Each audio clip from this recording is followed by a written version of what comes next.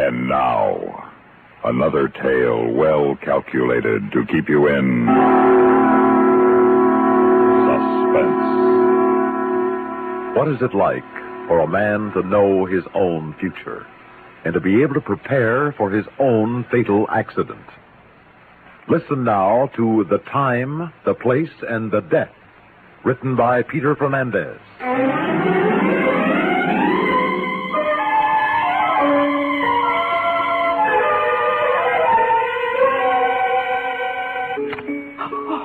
There it is again, Signor. There it is. Yes, the ace of spades. Never have I seen anything more positive. 3 times through the cards, and they turn up in this same sequence. This, then, is a warning to me? A warning? Oh, no, Signor. This is a fact. This is a prediction of the inevitable. No. But you have seen for yourself 3 times. Yes, that's true. But to die now in the prime of life, in perfect health? Who can dispute fate? I am sorry, Signor, but you are fortunate that you know now. Do not question further. Accept. You will be happier. Accept? Happy? To know that very soon I will cease to live? Happy to know that only about 2 weeks are all that remain to me of this exquisite life? Would you care to go through the cards again, Signor? No, thank you. How much do I owe you? Oh, no charge. Instead, I wish to offer you my deepest sympathy.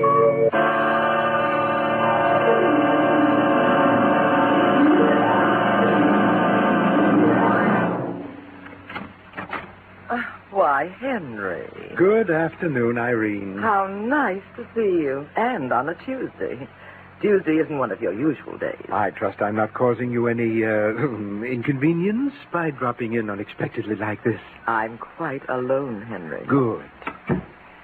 I have some sensational, some marvelous news for you, my dear. And amusing, I'd say, from that smile you can't quite conceal. My dear Irene, have you ever wondered where and under what circumstances you will die? Henry, what a funny question. I don't intend to be funny. Oh, you know what I mean. Irene. Yes, dear. I am going to die. Oh, Henry, you paid some gypsy to tell you that, and I would have told you for nothing. Everybody dies eventually. I mean that I'm going to die sometime in the very near future. This card, this ace of spades, is my proof. This card, this exact card, turned up 3 times this afternoon. Oh. 3 times. Following a sequence of other cards, which also was revealed 3 times. It's a fact, Irene.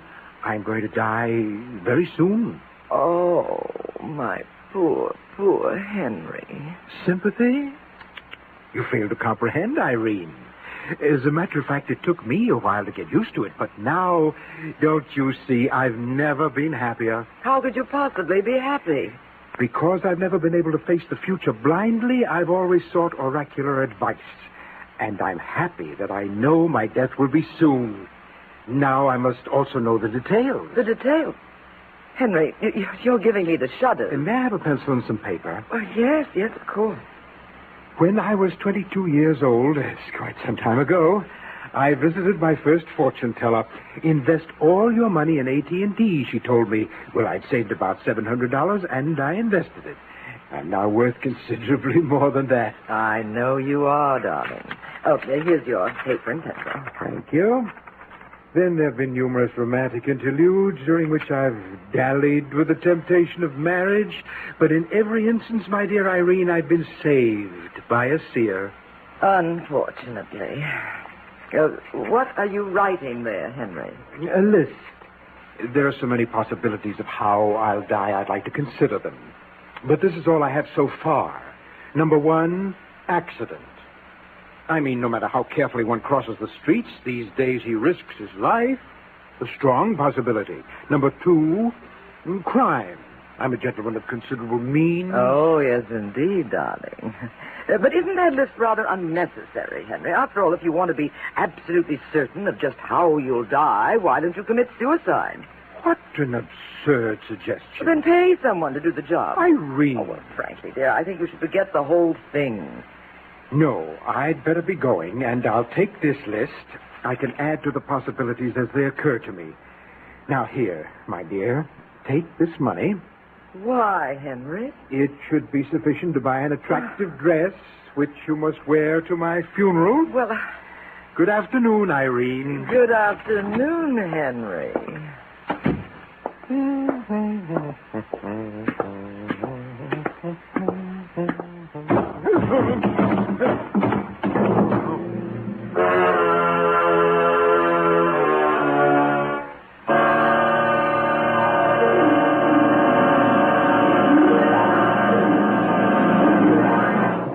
In just a moment, we will return for the concluding act of Suspense.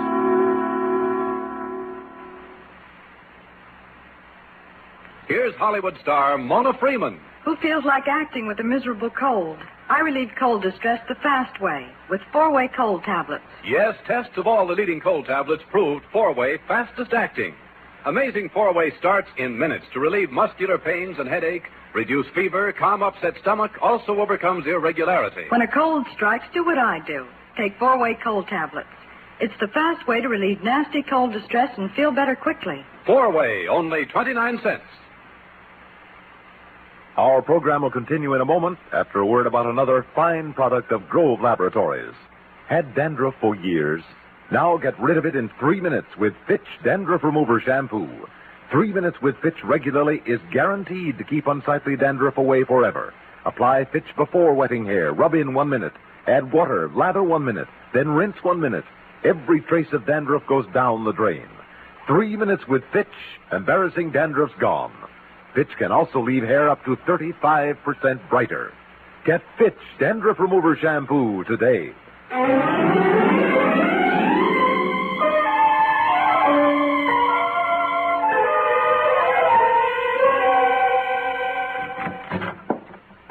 Who's that? What's going on?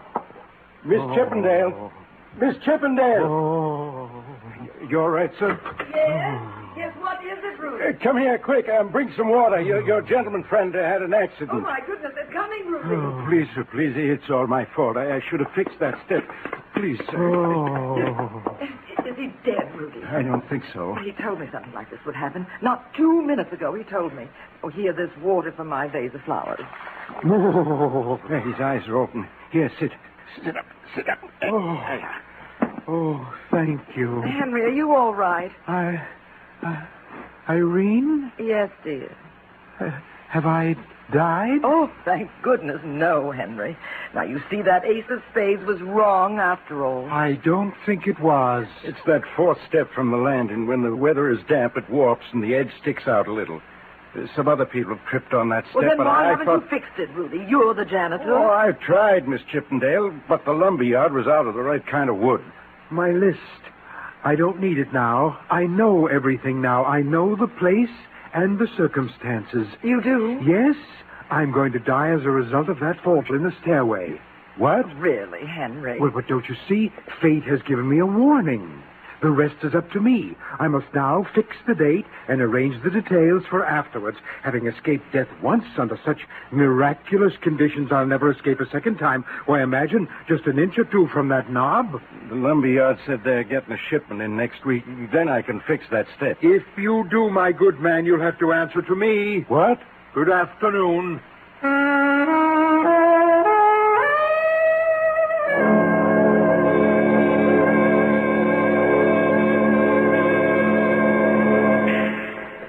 But it's impossible, Henry.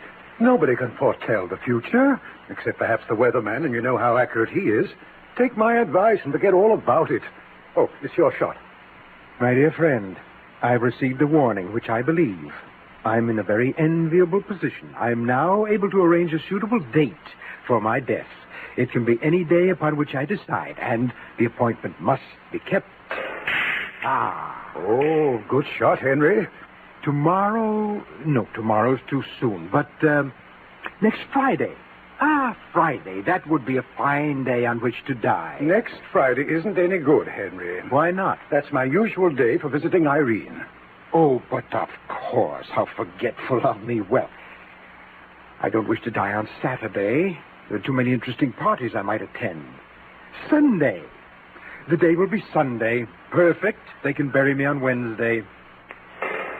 Oh, another good shot, Henry. Now, I must see my lawyer about a will at once. I'm leaving almost everything to dear Irene. Oh, you are? But I can't leave her penniless. No, of course not. And then I must arrange for the funeral, the burial, so many last-minute details.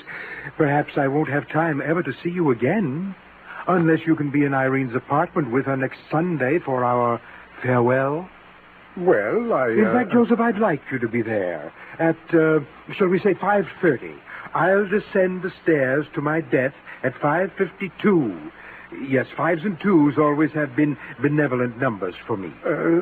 Yes. I'll be there, my dear Henry. And on Wednesday, of course, you'll attend my funeral? Of course. And I shall mourn for you deeply. Splendid. The funeral will be at 3 o'clock. Oh, 3 o'clock? Oh, but Henry, that's the afternoon they'll be judging the Terrys at the Westminster. And I've registered both Tristan and Isolde. Oh, no, I'm dreadfully sorry, but I just can't. I am sorry, too, Joseph, but at least can I expect you to be at Irene's on Sunday? On Sunday? Oh, yes, Henry, yes. I shall be there.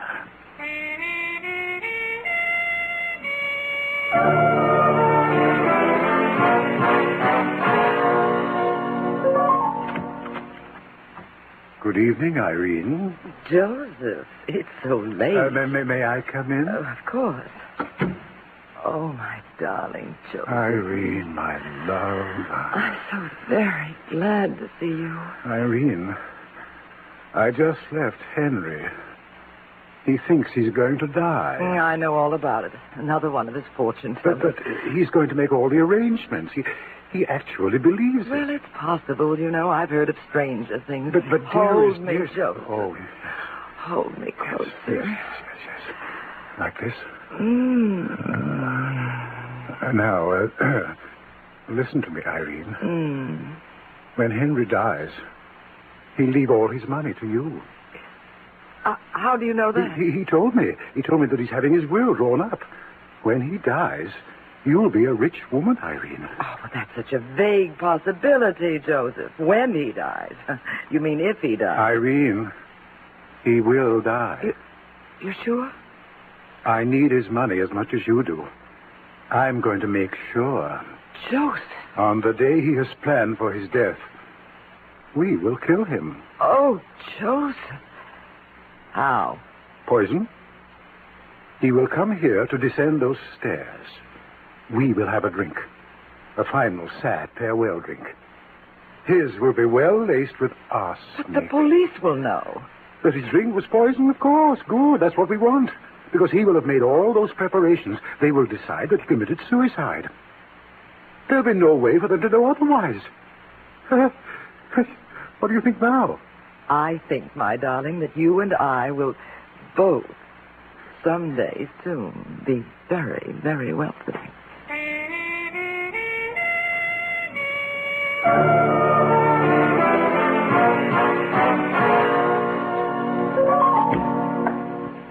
Yes, sir. Is there some way I can help you, or would you rather look around? I wish to order one of these. Oh, yes, sir. Is there any special kind of wood you desire? If only I knew what kind of wood that stairway is made of, that might be rather suitable. But it too might warp. I desire mahogany. I'll just write this down. Yes, and the trimming, sir. Silver. I want a first-class funeral. Very well. $2,000 certainly will take care of everything, sir. Excellent. I'll make you out a check for the amount right now. Oh, that's perfectly all right, sir. Just a deposit will be sufficient. You can mail the balance to us later. But I won't be able to later. You see, the coffin and the service are for myself. That's a great joke. I am not joking. I am dying on Sunday. I want to be buried next Wednesday. I believe you're serious, sir. I assure you I am. Forgive me. I understand. Goodbye. You'll be given a magnificent send-off. Goodbye, sir. And good luck.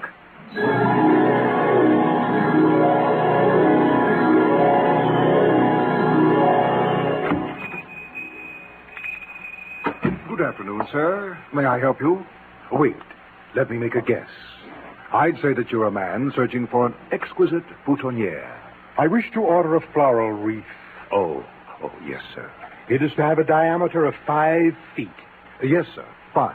With a blue ribbon. Blue? Blue. And the flowers are to be orchids. Orchids? On a wreath? It's my favorite flower. The wreath will be delivered next Monday to the address on this card. Now, about the inscription. Yes, on the ribbon. It's to say, to myself, sincerely. Beg your pardon? No. Change that to read, to myself, with great love. Oh? Yes, sir. Perhaps there's nobody who thinks as highly of me as I do. No, sir. Yes, sir. I'll take the boutonniere now. The black one. I shall miss myself.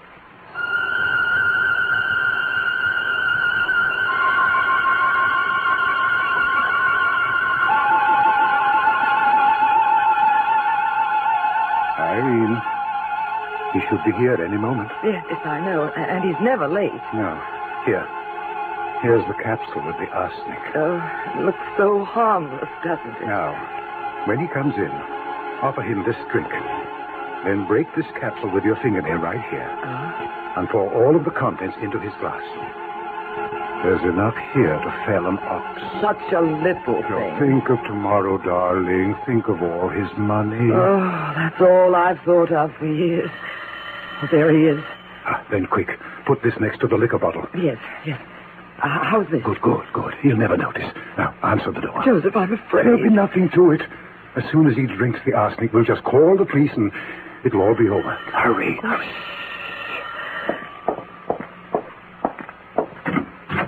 Good afternoon, Irene. Hello, Henry. Come in, my dear. Thank you. And Joseph. I'm so pleased that you could arrange to be here. Hello, Henry. Sit down, dear. Thank you. You're looking very well, Henry. Certainly not like a man who's spending the last few minutes of his life. It's a beautiful day, Joseph. And I had a delightful lunch earlier. Couronne de canard au riz à la normande. It was perfection. Then why don't you go back to the same restaurant tomorrow? Why go through with all this today? Because I must. But I rather regret leaving on a day like this. Well, then why not change your plans? Forget all this nonsense and have a few friendly drinks with Irene and me. Henry, don't leave. I must. Oh, Henry, think of what you're doing to me. What will become of me? I'll be so lonely when you're gone. Oh, there, Irene. Oh, Henry. As for being lonely, I'm sure Joseph will be pleased to add another usual night to his schedule. What? Oh, yes, of course. Now, aren't you feeling better, dear? Yes, much. But, Henry, there is one thing more before you go. One last favor to me. Name it, my dear. Here's a drink, Henry. I want us to have a last sad drink together. You needn't have enough to spoil your death. No, there isn't time. It's now 5:49. I've never been late for an appointment in my life. I have only 3 more minutes. I must go.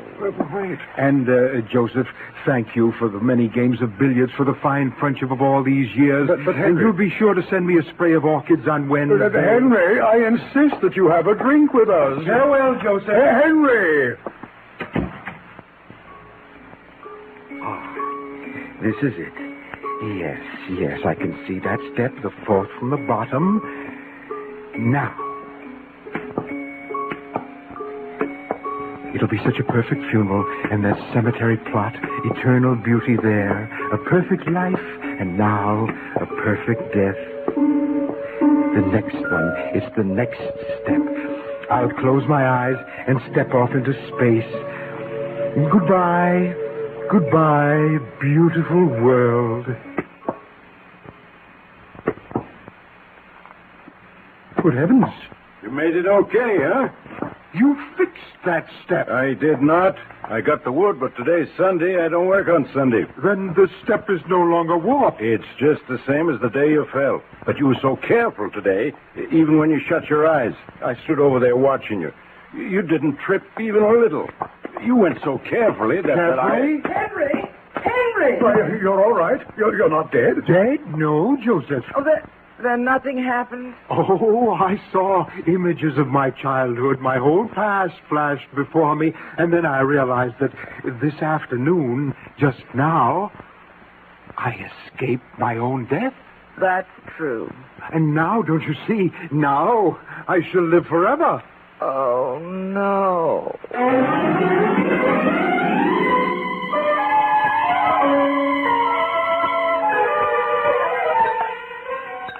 Well, this certainly calls for a celebration, Henry. Oh, from now on, every day will be a celebration.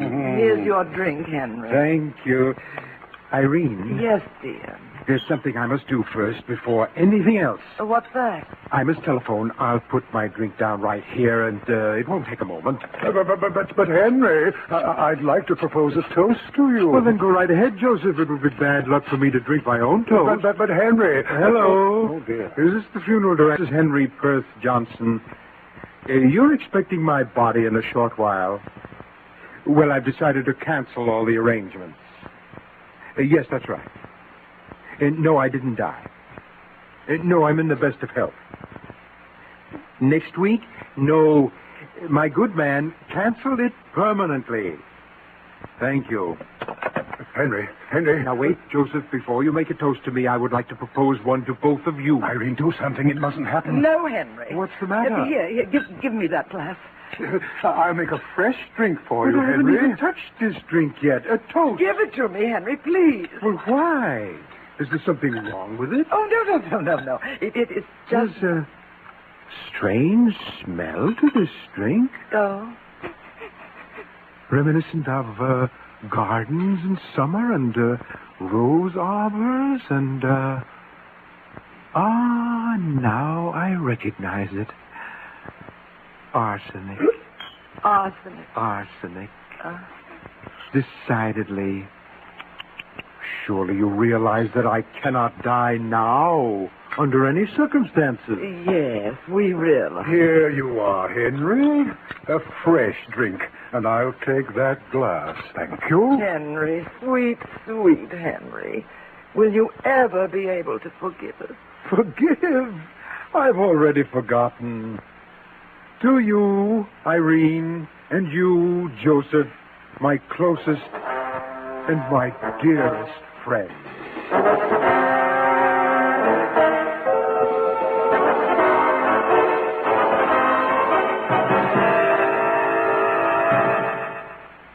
Suspense. You've been listening to The Time, The Place, and The Death. Written for Suspense by Peter Fernandez. In a moment, the names of our players and a word about next week's story of Suspense.